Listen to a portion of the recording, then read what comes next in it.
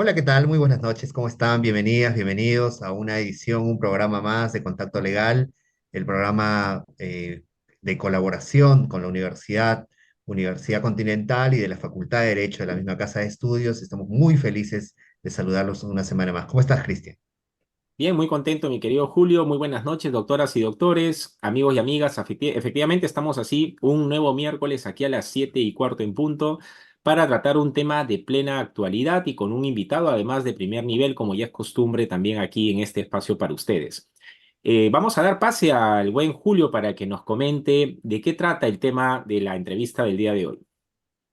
Bueno, con motivo de la conmemoración del conocido Día del Orgullo Gay y en la medida en que nuestro país ha adoptado, está adoptando cada vez una posición más conservadora y casi de restauración, como diría Applebaum, hemos creído conveniente y oportuno que en esta fecha el programa suyo, el programa nuestro, Contacto Legal, aborde la jurisprudencia y los pronunciamientos internacionales en materia de protección de los derechos de la comunidad LGTBIQ+. Y es que no es solo casi todos los países que la región tiene, que han tenido ciertas políticas, han adoptado ciertas políticas de protección de derechos de esta comunidad. No solo eso, sino que salvo el Perú, es el único que está retrocediendo en materias de considerarla, por ejemplo, como se ha conocido en las últimas semanas, como a la homosexualidad como una enfermedad mental. Por ello hemos considerado, ya venía diciendo, muy importante repasar eh, la jurisprudencia internacional, los pronunciamientos internacionales sobre esta materia. Para ello hemos invitado a un conocido profesor, experto procesalista, pero también muy interesado en la jurisprudencia comparada y en los pronunciamientos internacionales. Tiene además, entre sus múltiples aficiones, una ilustrativa página en Instagram que se llama Coleccionista de Sentencias, a la cual recomendamos seguir también.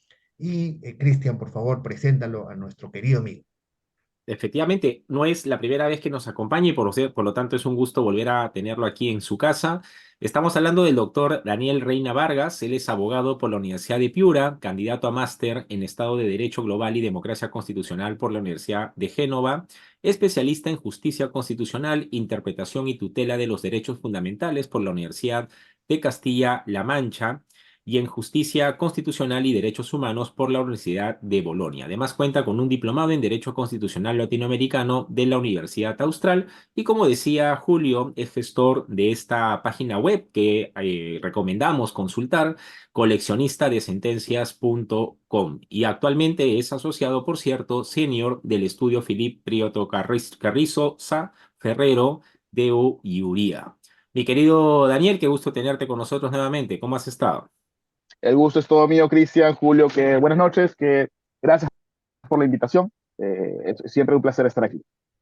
Muy bien, quizá para empezar, y en la línea de lo que bien planteaba Julio, estamos tratando de hacer una suerte de derrotero, de balance también inclusive de lo que ha sido el comportamiento de los tribunales internacionales de derechos humanos en el tema tan sensible, pero no por ello también retador, de generar mayores y mejores condiciones para el respeto y garantía de los derechos fundamentales de los miembros o personas de la comunidad LGBTI+. Y en esa línea, quizá podríamos partir del antecedente de pronto más relevante en esta línea jurisprudencial que comentaba Julio, que sería el caso Atala Rifo versus Chile del año 2012. Como recordarás, mi querido Daniel, estamos hablando de un caso de una magistrada superior que fue apartada de su cargo por su orientación sexual y además por tener una pareja. En esa línea, quizá para que nuestro público se entere de cuál ha sido el elemento relevante de este pronunciamiento de la Corte Interamericana de Derechos Humanos, ¿puedes explicarnos breve y rápidamente cuál es el contenido o mandato que generó esta importante sentencia? Por supuesto, Cristian, muchas gracias. A ver, la Corte Interamericana de Derechos Humanos ha emitido siete, algunos consideran que ocho, hay una que yo no tomo solo tomar en cuenta, pero ha emitido siete pronunciamientos directamente sobre asuntos de vulneraciones de derechos humanos de personas LGBT.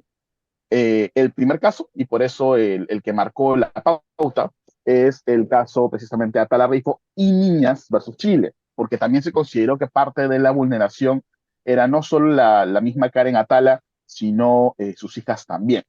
Una pequeña precisión, el caso no tiene que ver directamente con una destitución, no tiene que ver con un tema de despido, hay otros casos que vamos a conversar en un instante que sí, sino con el tema de la custodia.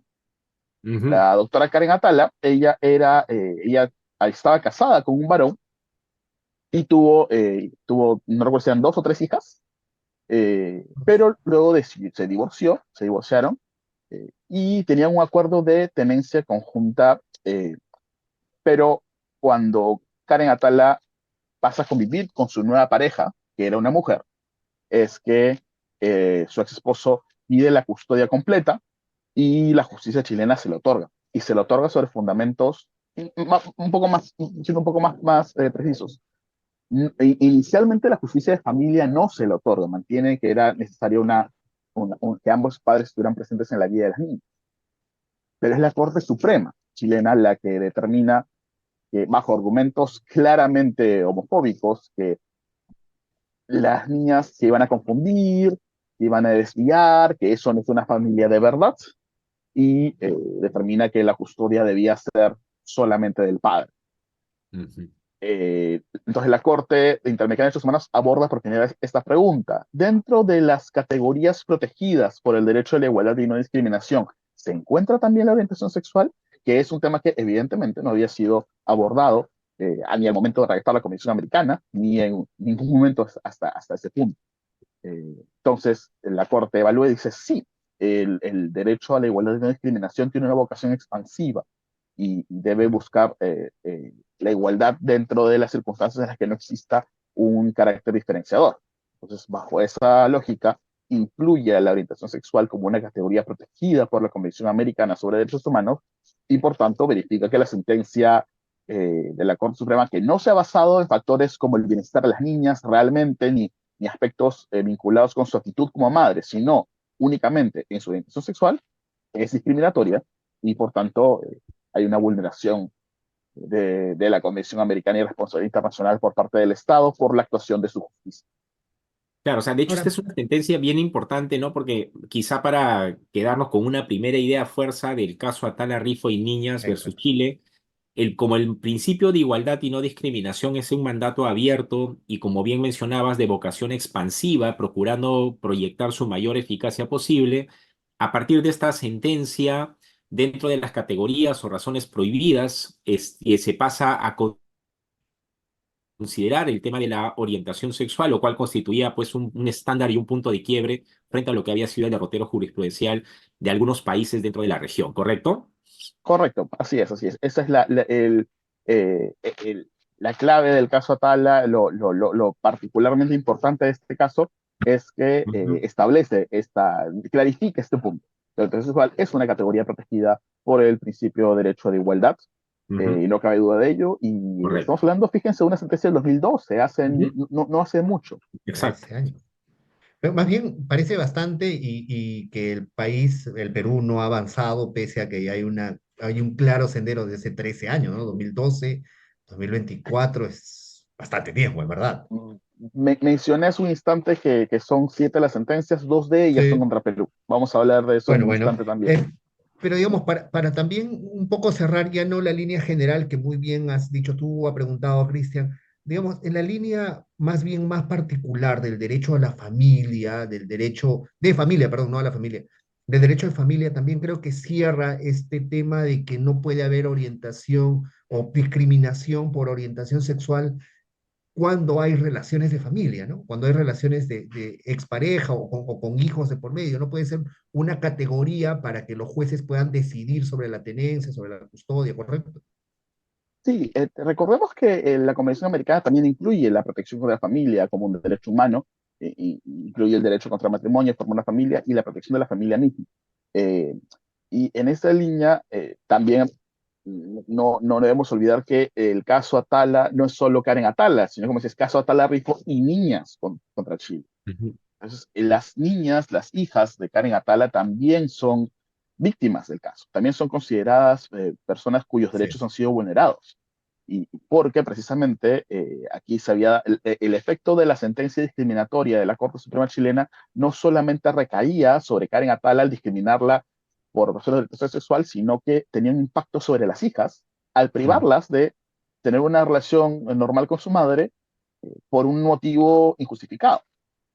Entonces sí, claramente aquí se ve que la Corte no solo desarrolla este punto, sino desarrolla un punto adicional que es que no hay, la convención no ampara únicamente un modelo de familia, que es un tema que curiosamente el Tribunal Constitucional peruano, no desde la perspectiva de familias homoparentales, pero sí de familias ensambladas, ha Sí. desarrollado ampliamente. Es La Constitución y la Convención en este caso no ampara un único modelo de familia, sino eh, distintos modelos que se orienten siempre a la mejor realización de los miembros del grupo. correcto. Para ir avanzando, porque como bien dices, son varios casos, otro caso que creo que es importante abordar, Daniel querido, es Duque versus Colombia, Es de el segundo de la lista, 2016, efectivamente. esta vez, y en el que se cuestionaba si tras la muerte de la pareja del mismo sexo, la pareja sobreviviente tiene o no derecho a la pensión. Es un tema muy trascendente, ¿no?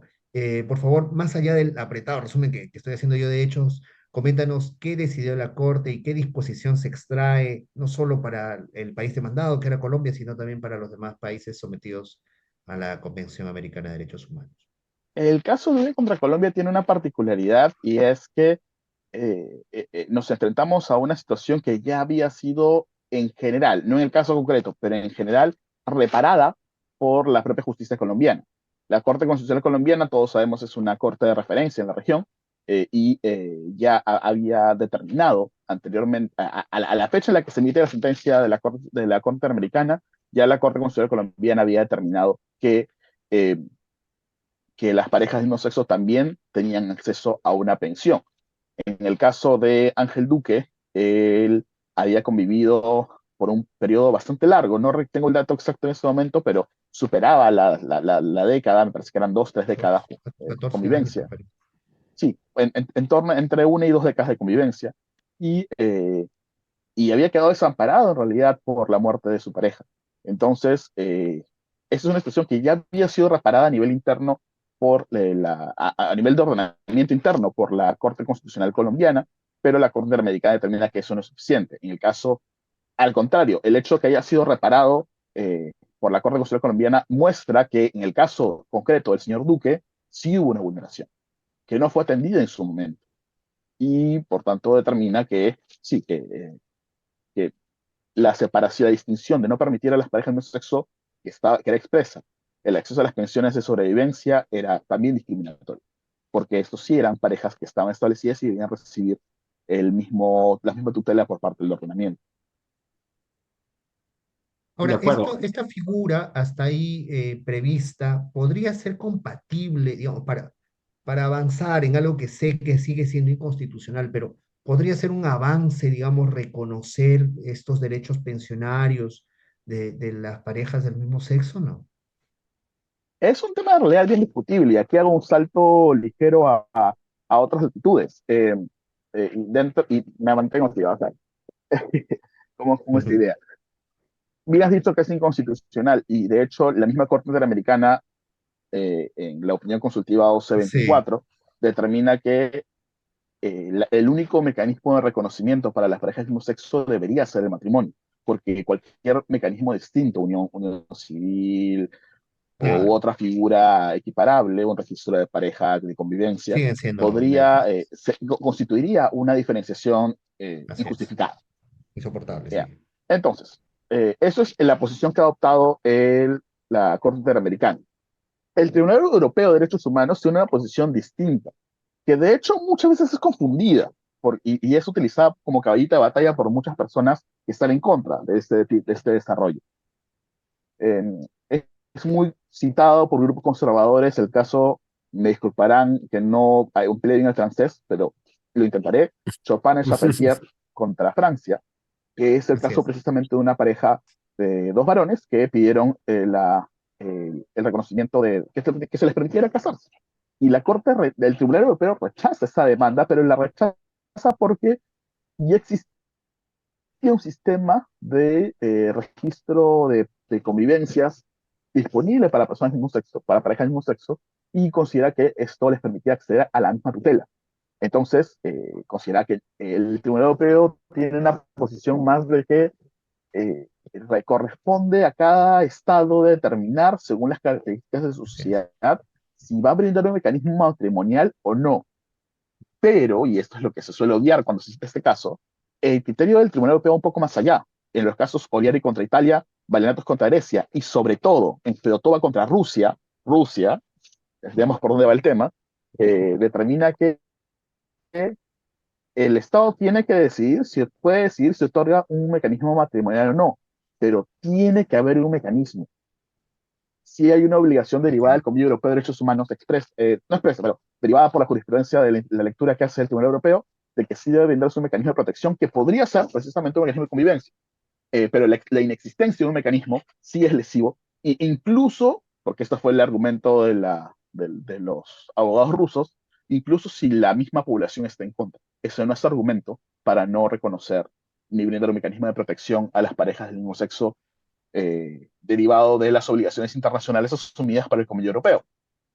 Si eso es así en un sistema que tiene este nivel de laxitud, ¿cuánto más lo es en nuestro sistema que, como decía, dice o matrimonio o nada? Con todo, volviendo concretamente a tu pregunta, Julio, sí, yo pienso que sí Sí. sería un avance, y un avance bastante Bueno, útil. Es un tema de bastante división al interior inclusive de la comunidad, si es que sería un avance o si por el contrario sería aceptar migajas, pero yo pienso que sí sería un avance, y de hecho al final quiero comentarles algunas estrategias que he conversado con algunos amigos para cómo poder buscar una suerte de protección a las parejas del mismo sexo en el sistema actual. Excelente, mi querido Daniel. Llegaremos a eso, pero dentro de esta revisión jurisprudencial que estamos haciendo, quizá convenga detenerse en otro caso muy polémico y que incluso dividió las opiniones en un estado, como fue el caso de Ecuador. Estamos hablando del caso Freire versus Ecuador.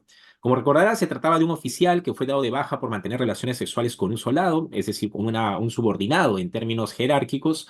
Pero lo curioso de la sentencia era es que la Corte, más allá de la evidencia sobre los hechos, porque de hecho el oficial negaba por completo el tema, la Corte hace un análisis interesante que para nuestra realidad no deja de ser por ello también importante en cuanto a la manera como se sancionan este tipo de presuntas o supuestas infracciones, en cuanto a las relaciones cuando son entre una pareja heterosexual y una pareja homosexual. ¿Qué nos dice la Corte Interamericana, mi querido Daniel, en esta sentencia del caso Freire versus Ecuador? Entonces, Cristian, Flor Freire contra Ecuador es probablemente mi caso favorito de esta relación. Me parece el más es el más divertido, polémico, en por eso, realidad. por tanto, quizá. No diría polémico, probablemente más polémico pueden ser Vicky Hernández o Paves Paves, pero el caso Flor Freire me Bueno, gusta también. mucho por el tema que desarrolla sobre la discriminación percibida. Ahorita llegamos a ello. El caso Freire tiene un componente que lo hace muy, mm, con perdón del teniente Homero Flor, muy divertido, y es que el teniente Flor durante todo el procedimiento negó en todos los términos más categóricos posibles que él fuera homosexual. Ujú. Eh, Hubo de hecho, él pedía a la corte que declarase que él no era homosexual. Eh, Él decía que los hechos habían ocurrido de otra manera, pero bueno, más allá de esa decisión fáctica, eso le da pie a la corte para abordar la categoría de la discriminación percibida, que Ujú. es algo que en realidad es bastante útil, o bastante interesante como desarrollo jurídico. La Corte dice, en realidad no importa si es que efectivamente pertenece uno o no al grupo discriminado. Basta que la persona que discrimina, que el sujeto agresor, te perciba Sea como percibido. un integrante del grupo discriminado y te discrimine en consecuencia para que se configure la vulneración. El que la persona, la víctima, la persona agredida, la persona cuyos derechos han sido lesionados, pertenezca efectivamente o no a este grupo discriminado, a este grupo vulnerado, es irrelevante, porque ya se configuró la vulneración del derecho a la igualdad y no discriminación con el acto Ujú. discriminador por haberse percibido como tal.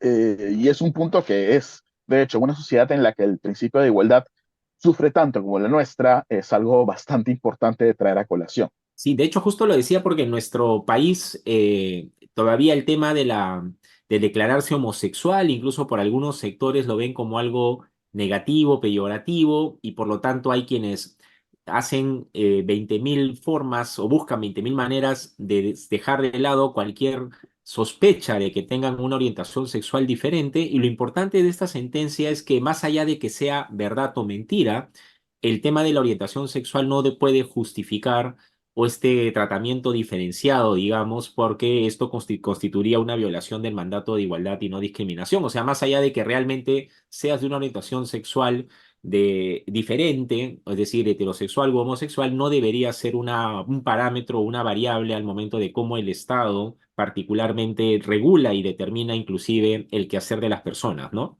Correcto, y ahí quiero precisar, eh, porque estás abordando un punto que no hemos comentado y que nuestros espectadores no sé si lo conozcan a detalle, que es el otro punto que aborda la Corte aquí, es la distinción y la regulación precisamente, Ujú. porque el reglamento disciplinario del ejército ecuatoriano disponía que había una distinción en la sanción. Si es que una persona era Exacto, encontrada sosteniendo relaciones sexuales dentro del cuartel, si es que eran relaciones heterosexuales, había un arresto de rigor por un periodo, exacto. pero si eran relaciones homosexuales, implicaba la destitución, que fue lo que le ocurrió al teniente Flor.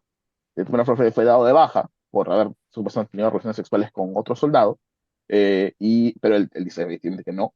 La Corte dice, aquí hay una discriminación en la misma regulación y en cómo Completamente se diferencia. aplicó al teniente Flor, sea que efectivamente él sea homosexual o no. Eso es irrelevante, ya hubo un acto de discriminación porque se le persiguió como tal. Sí, de hecho, tú sabes que uno de los temas que yo investigaba hace mucho tiempo era el tema de justicia militar.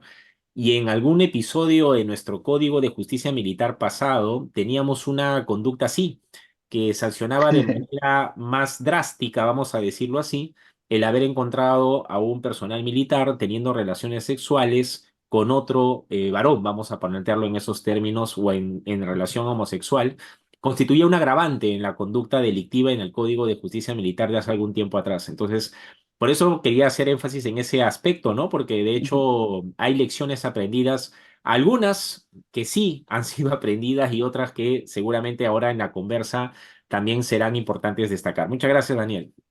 Encantado. Un caso ya también cercano, porque es un caso de una sentencia contra el Perú, es el caso Azul Rojas contra Perú. Nosotros aquí lo hemos tratado, lo hemos desarrollado incluso un par de veces, ¿no? Una vez para hablar directamente de Sí, detención y una solo para hablar de Azul Rojas. Sin embargo, hay que confesar que las veces que lo abordamos desde el lado de la forma de la detención, el procedimiento, la constitucionalidad o la convencionalidad de los procedimientos para la detención y de este conocido artículo 205, si mal no recuerdo, del Código Procesal Penal. Pero quizá cabe hacer aquí otro análisis, otro tipo de énfasis, otro tipo de enfoque respecto a la protección que tienen los miembros de la comunidad LGTBIQ+, respecto a la discriminación que podrían sufrir ya no por parte de un ciudadano de a pie, sino por parte de los miembros de la policía, de las fuerzas del orden. Quizá cabe hacer un análisis adicional por allí. Daniel, coméntanos este caso y dinos qué te parece, qué consecuencias extraes de este. el caso Azul Rojas Marín contra Perú es el cuarto caso de la lista de casos de sentencias de la Corte Americana de Derechos Humanos sobre personas LGBT. El cuarto caso. Y es el primero que aborda la situación de una persona trans. Karen Atala, Ángel Duque y Omar Flor eran, en el caso de Omar Flor, se suponía que eran personas homosexuales. Pero Ujú. en el caso de Azul Rojas, es una mujer trans. Valgan verdades, no se desarrolla mucho el aspecto de los derechos trans, eso se desarrolla más en el caso siguiente, Vicky Hernández contra Honduras, porque cuando ocurrieron los hechos Azul, no se consideraba mujer trans, sino se consideraba únicamente hombre homosexual. Fue luego que determinó que en su autoexploración se identificó como mujer trans. Pero es un caso verdaderamente sobrecogedor, porque los hechos son sumamente violentos y es un caso bastante triste como en cuanto a los hechos, eh, pero que tuve apenas la semana pasada la oportunidad de conversar con Azul y es una persona muy fuerte, muy resiliente para haber eh, llegado hasta donde ha llegado en la búsqueda de justicia. Azul estaba regresando a su casa, parece que del trabajo, una noche, y fue detenida arbitrariamente por un grupo de policías, quienes la llevaron a la comisaría y la tuvieron detenida en la comisaría, donde además la torturaron de maneras verdaderamente espantosas. Eh, Ujú, Se cometieron actos de violencia física y violencia sexual, inclusive contra ella, y, eh, y luego la dejaron a su suerte. Ella fue a denunciar los hechos y en la denuncia de los hechos se le pusieron muchas trabas en la misma comisaría, en otras comisarías. Se cuestionó de que quizás ella sí quería que ocurriera lo que ocurrió, ujú, que quizás lo disfrutó. Cuestionamientos verdaderamente espantosos. Y aquí el caso, de hecho, la investigación penal que se inició contra los policías agresores fue archivada, fueron sobreseídos porque precisamente había falta de pruebas suficientes sobre si es que las lesiones que presentaba Azul eran producto de esta agresión o producto de su vida sexual, que es un cuestionamiento en realidad eh, increíble. La Corte aquí desarrolla la responsabilidad del Estado para investigar, para atender a las víctimas, pero en particular desarrolla cómo el móvil de la detención, el móvil de los actos de agresión fue precisamente la diversidad sexual de Azul y que los actos de violencia tenían un fin simbólico, buscaban comunicar un mensaje de exclusión, un mensaje de agresión contra las personas LGBT por el solo hecho de existir. No eran bienvenidas en el universo para estas autoridades. Y eso es lo más triste, quizás, que quienes la agredieron no fueron solamente personas locas, porque uno tiene que estarlo para cometer ese nivel de violencia inusitada, pero eran policías, eran las primeras personas llamadas a proteger. sí. Claro, de ahí que, como te decía, yo extraigo el sentido de que la Corte le dice que el funcionario público debe estar especialmente preparado para lidiar contra la discriminación y no más bien promoverla, auspiciarla o encubrirla o realizarla, ¿no? Entonces creo que también es un caso muy importante desde otro enfoque, como te decía, desde la detención. Digamos, porque el tiempo avanza, hagamos aquí el puente necesario porque está muy conectado con hechos de violencia, con el caso Vicky Hernández versus Honduras, una señora que aparece muerta por ser parte de la comunidad LGBTQ+. Y cuéntanos, por favor, sobre este caso, qué consecuencias trae. Aquí hay mandatos importantes también. Sí, el caso Vicky Hernández es el primer caso que trata propiamente de una actos de violencia contra una persona trans. Vicky Hernández era contra Honduras. Vicky Hernández era una mujer trans activista que era activista por el respeto a los derechos de las personas, de las trabajadoras sexuales y de las personas con VIH, que son grupos tradicionalmente excluidos, a pesar de que están en esa condición, no porque deseen estar en esa condición, sino porque las circunstancias los han empujado a ello. Eh, entonces, lo que ocurre es que en el marco de una redada policial, en la que es sabido que ella es intervenida. Lo siguiente que se sabe es que al día siguiente apareció muerta con signos de bala. Ujú, Y entonces la consecuencia lógica es que si es que la última vez que se le vio era una redada policial y inmediatamente después aparece muerta, se presume por lo menos un vínculo de conexidad entre uno de estos hechos, que debieron ser en todo caso objeto de investigación. Claramente no lo fueron.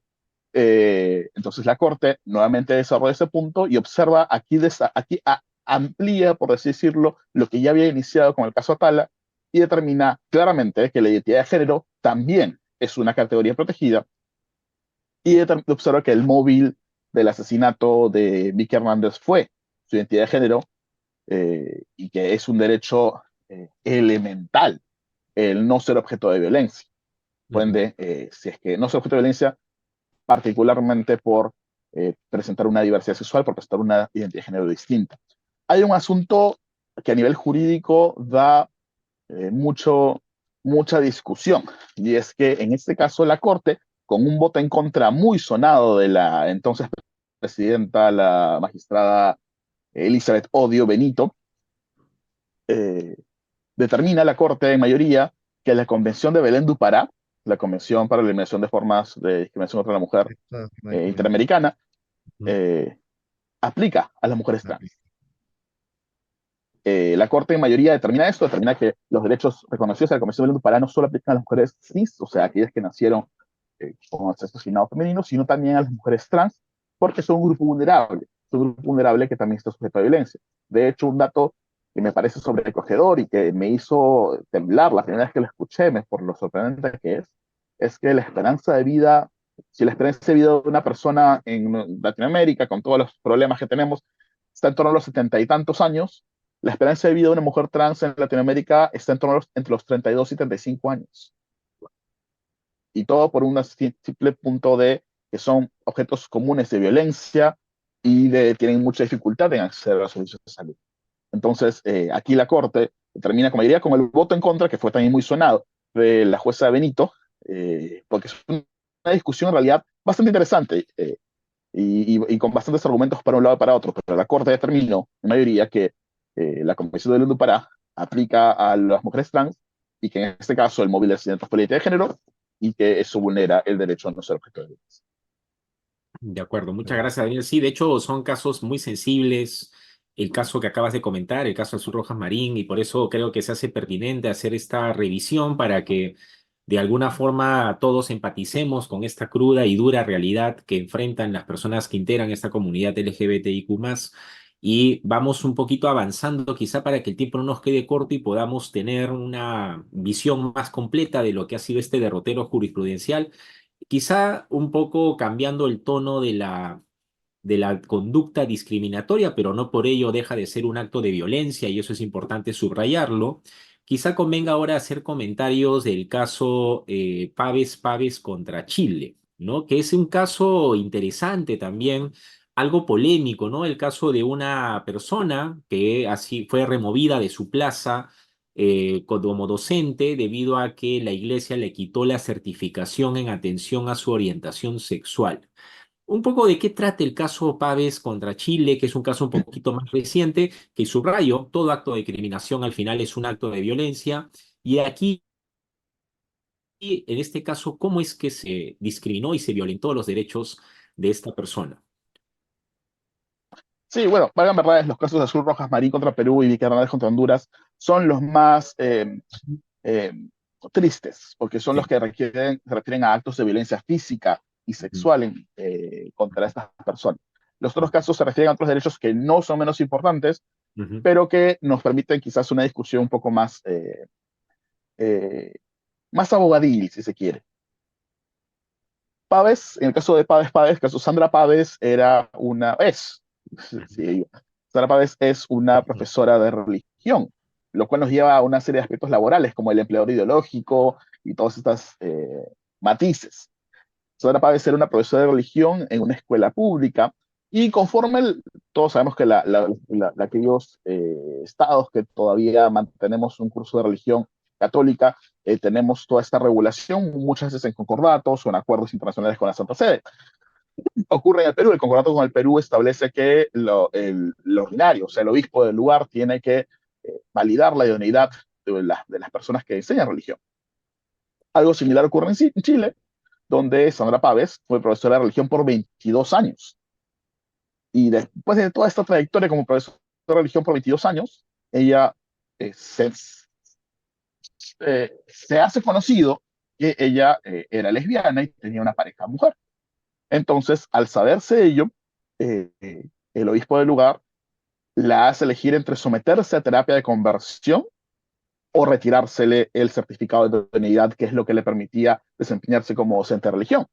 Ella se rehúsa a someterse a terapia de conversión y se retira el certificado, por ende, el colegio se ve obligado a ya no permitirle enseñar como docente de religión, la trasladan a funciones administrativas y ahí se queda hasta que alcanza la jubilación o la renuncia, no recuerdo cuál es el punto, pero cesa en el cargo.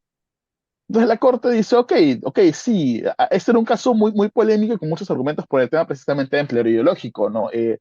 No es una profesora de matemáticas, es una profesora de religión católica, y la religión católica tiene una posición muy particular sobre los asuntos LGBT. Entonces, en ese caso sería justificado quizá eh, que, que, que, que se se le retire retire. el certificado para esta condición. Mm, Y la Corte dice que no, porque esta sentencia a veces da la impresión de que ahora es un poco corta, porque dice, se va por una tangente, que es una escuela pública. ujú, Entonces, como es una escuela pública, estamos ante el sector público, un tema estatal, el Estado, es cierto, se reconoce una discrecionalidad de las autoridades eclesiásticas, ahí tienen un margen de apreciación para determinar quiénes van a enseñar su propia fe, porque a fin de cuentas lo que se enseña es su fe. Y hay un tema ahí de libertad religiosa inclusive. Pero al ser una escuela pública, este margen de apreciación de las autoridades eclesiásticas no alcanza a las obligaciones que el Estado ha asumido. Y por tanto, en este caso, la revocación del certificado de unidad de la señora Sandra Páez por su orientación sexual sí es un acto discriminatorio. Muy interesante. Lo que no sucedería, entiendo que no sucedería lo mismo si es que se trata de una escuela privada propia del clero, por No, ejemplo, no, no en nos cuyo caso ponemos en esa ya situación. está. Eso es precisamente lo que hace que la sentencia se quede un poco corta. No ya, queda claro qué pasaría si fuera una escuela privada. ujú, Precisamente, si nos fijamos, los hechos hasta aquí son por autoridades públicas, ¿no? La justicia, la Corte Suprema chilena, el sistema Ujú. pensional colombiano, el ejército ecuatoriano, las Sí. policías peruanos y hondureños, y aquí una escuela pública chilena, que es lo que nos da pie al último caso de la lista. ujú, Sí, de hecho es un caso que también ya hemos tratado aquí en el programa, que es el caso Fuentes, Olivera Fuentes contra Perú. Y para más bien escucharte con relación a las opiniones consultivas, vamos a saltarnos este caso por esta oportunidad, Daniel querido, porque se nos queda Solo quiero hacer una ya pequeña el tingencia sobre tiempo. el caso Olivera Claro, Fuentes, por muy rápidamente, supuesto, que es que el caso Olivera Fuentes, que es un caso de discriminación en una cafetería, tiene la particularidad que, a diferencia de los anteriores, es un caso en el que la discriminación se produjo por un particular, por una en un cafetería o un ámbito supermercado. privado. Exacto, en un ámbito privado. Y la Corte dice, ok, correcto, el privado fue el que discriminó, pero tu Estado no lo protegiste El suficiente, Estado de manera no. suficiente, porque Cristian Olivera, que me tengo el agrado de conocer, fue a Indecopi, e Indecopi no lo tuteló de ninguna manera, ni tampoco el Poder Judicial. Ahora sí, opiniones consultivas. Yes. Creo que ya nos va a quedar muy pequeño el tiempo. En todo caso, te damos la oportunidad, la posibilidad, o te pedimos más bien, por favor, que puedas darnos algunas ideas generales, por lo menos sobre la primera. La segunda es muy especializada con relación a las personas privadas de su libertad, que son parte de la comunidad. Más bien con relación a la primera, que nos habla más bien en relación al matrimonio. Quizás algunas ideas e impresiones como cerrando ya el programa, querido Daniel. Por supuesto, encantado. Hay, como decíamos, dos opiniones consultivas sobre sistemas, la OC 2417, porque es la 24 que se emitió en 2017, y la 2922. La OC 2417 es quizás la que más aborda el tema a profundidad y determina es una interpretación de la misma convención que en abstracto, no solo un caso, sino en abstracto, elabora la Corte, y la Corte desarrolla cómo es que hay dos obligaciones, en concreto dos obligaciones que se desprenden de la Convención Americana. Y son básicamente el reconocimiento del matrimonio entre parejas del mismo sexo. La Corte determina que el derecho a la familia, la protección de la familia y el derecho a contraer matrimonio no hacen una distinción que permita diferenciar a las parejas del mismo sexo y parejas de diferente sexo, así que los estados, al haber firmado la Convención Americana, tienen la obligación de reconocer el matrimonio entre parejas del mismo sexo. Y tiene que ser matrimonio. No, la Corte Interamericana adopta la posición de que no cabe un reconocimiento de otro tipo, de uniones civiles, de parejas registradas, porque eso sería discriminatorio, ya que se le permitiría a las parejas heterosexuales el matrimonio y a las otras no. Y la otra obligación que se desprende de esta opinión consultiva es que debe brindarse un mecanismo administrativo y sencillo para el cambio de nombre y sexo para las personas trans.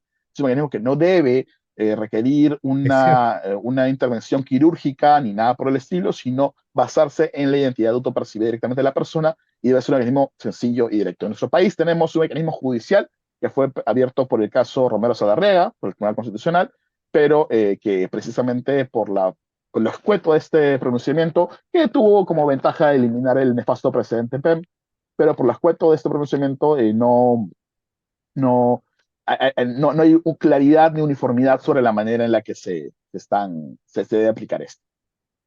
excelente, mi Vale. querido Daniel. Muchas gracias por la revisión jurisprudencial, nos has puesto al día a todos y todas, espero que todas y todos hayan estado tan atentos como nosotros, porque al final de cuentas estas lecciones, desafortunadamente producto de graves violaciones y situaciones de violencia que ha padecido mucha gente, tienen que ser aprendidas si no queremos o no debemos tropezar con esas mismas piedras.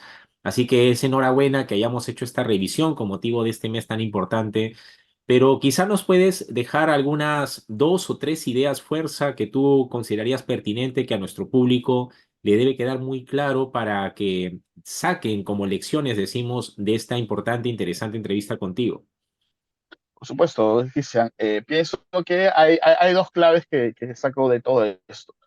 Uno es que mucho se dice que ya está garantizada la igualdad, ya está garantizado todo el catálogo de derechos fundamentales. Entonces, ¿para qué estas personas piden más derechos? ¿Para qué no por ser minoría te corresponden más derechos? Si tienes derechos por ser humano y punto. Precisamente estos pronunciamientos, pienso que lo más interesante que muestran es que eso no basta, que claramente el reconocimiento de un derecho no garantiza su ejercicio pleno, y que de hecho los estados están demostrando que no los están respetando plenamente. Pero además, fíjense, algo que me parece muy interesante es la variedad de temas que se abordan, temas de familia, temas de consumidores, temas laborales, temas tristemente de violencia directa. Entonces, eso muestra que las personas LGBT están en todos los ámbitos de la vida, son personas como cualquier otra, Claro. por, por verdad de perogrullo que sea lo que estoy diciendo. Entonces, eh, no hay ninguna distinción ni nada que pueda justificar un trato discriminatorio como se ve que se da en muchos aspectos distintos de la vida. Excelente, muchísimas gracias, Claro. Daniel. Bueno, doctoras y doctores, así llegamos hacia el final, 8 en punto. Ya saben que la próxima semana nos encontramos en este mismo espacio como el día de hoy para tratar de temas de esta índole que creo que son de vital importancia para que también, además de informarse, hay que educarse para también hacer eficaces esos derechos que nos asisten a todas y todos. Y particularmente, mucha atención, doctoras y doctores, cuando estamos frente a sectores o grupos vulnerables que requieren de nuestro lado una mayor empatía, requieren de nuestro lado una conducta distinta, no porque merezcan un beneficio o privilegio, sino porque están en una posición en la que están lamentablemente expuestas a situaciones como las que hemos podido escuchar en esta entrevista, de discriminación, de violencia, y todas y todos tenemos que encaminarnos en esta lucha por alcanzar esa igualdad de la que bien decía Daniel en este espacio. Por mi parte, eso sería todo por el día de hoy. Mi querido Julio, por favor, adelante. Sí, solamente creo que resta decir a todo lo que ya ustedes han dicho que hay que siempre respetar el mandato de la igualdad, la tolerancia y la libertad de las personas a elegir cada quien su sendero, su camino, sus decisiones. Que todo nos salga bien en lo que queda de semana. Nos despedimos. Muchas gracias a todas y a todos por quedarse hasta el final. Búsquennos en las redes sociales y busquen también a Daniel para que lo puedan seguir y escuchar. Nos vemos hasta la siguiente semana. Nos vemos. Hasta luego. Nos vemos. Chao, chao. Buenas noches.